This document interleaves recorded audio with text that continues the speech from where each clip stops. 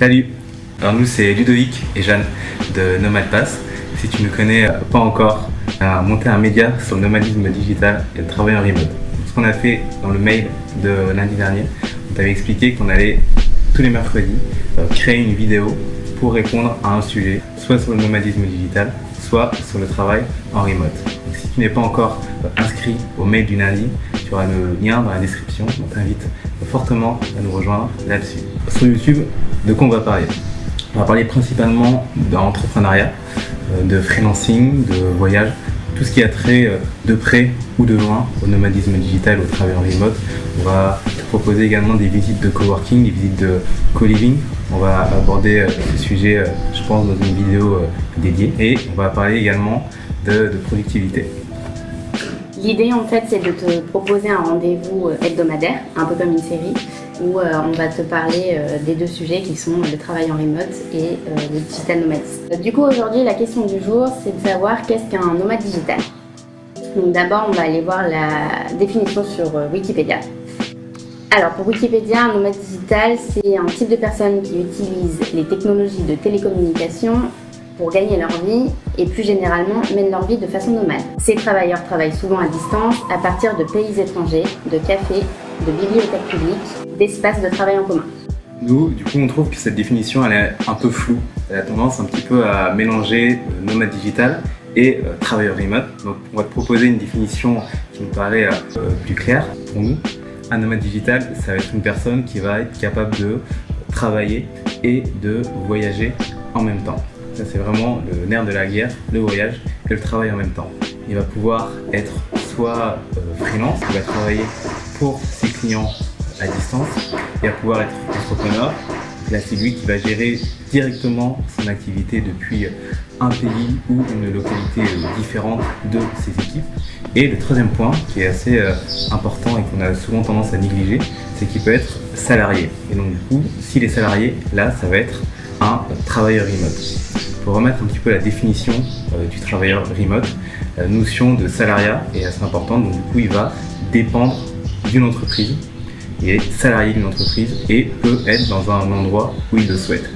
Il va y avoir une frontière qui est assez fine entre un nomade digital et un travailleur remote, parce qu'un travailleur remote généralement est basé dans une ville qui est fixe.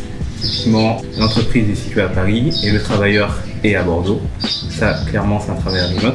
Mais si son entreprise le permet, il peut devenir un digital nomade en travaillant tout en se déplaçant. Le seul problème qu'il devra gérer, c'est le décalage horaire. Ici à Bali, on a rencontré ces trois types de profils qui sont drivés par la même envie, qui est l'indépendance géographique. Alors du coup, comment expliquer ce phénomène? Il y a trois critères. Tout d'abord, le critère technologique. Aujourd'hui, c'est très facile d'avoir de la 4G partout, d'avoir Internet assez facilement, avec une connexion quand même de qualité, ce qui est important pour pouvoir travailler. Ce qui est cool aussi, c'est qu'aujourd'hui, les informations elles sont accessibles de partout à partir du moment où on a Internet. On pense notamment aux blogs, aux chaînes YouTube comme la nôtre,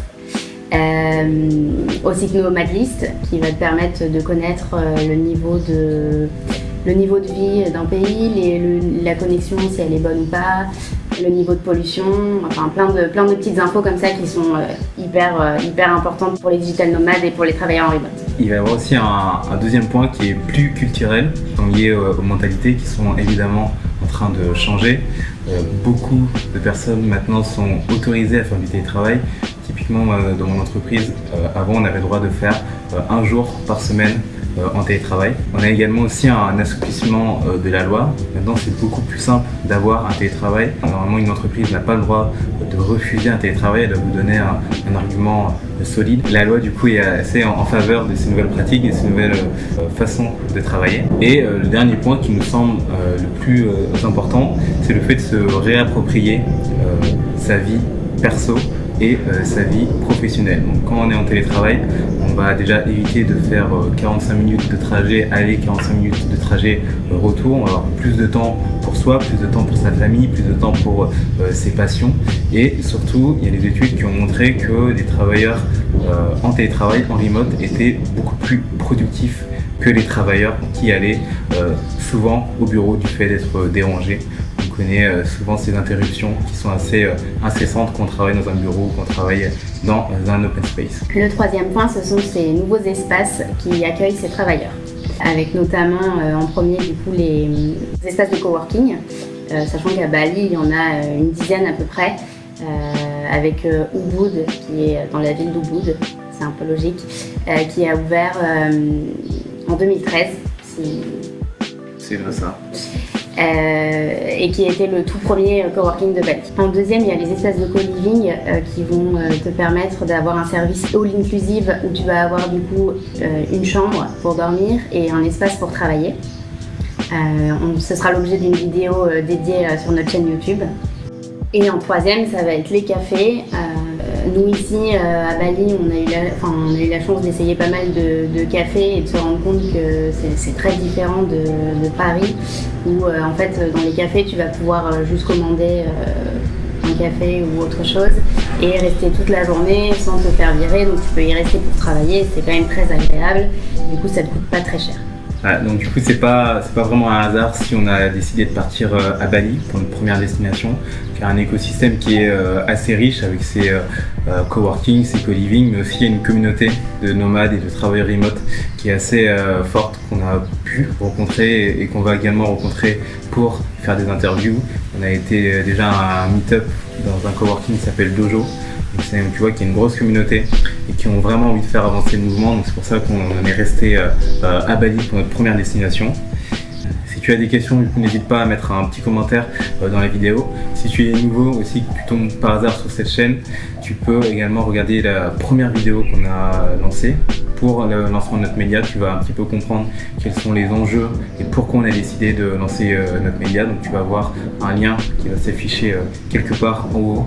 Et du coup, si tu veux nous soutenir, tu peux nous mettre un like, un commentaire, tu peux partager cette vidéo à un ami, ta copine, ton patron, si tu veux.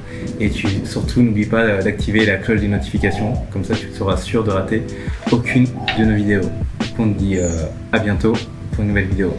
Salut!